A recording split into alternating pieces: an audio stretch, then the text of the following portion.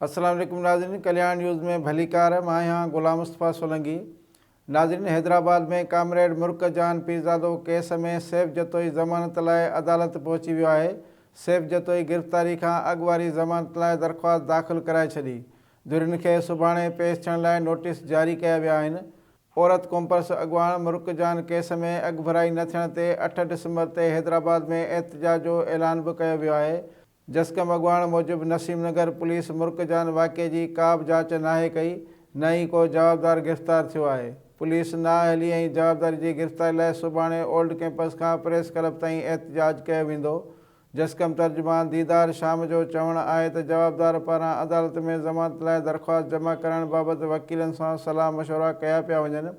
वाज़े रहे त 15 नवंबर ते जसकम नारी तहरीक अॻुवाण कामरेड मुर्कजान पीरज़ादो जो मुबैना फाओ खाधल लाश फ्लैट मां मिलियो हो।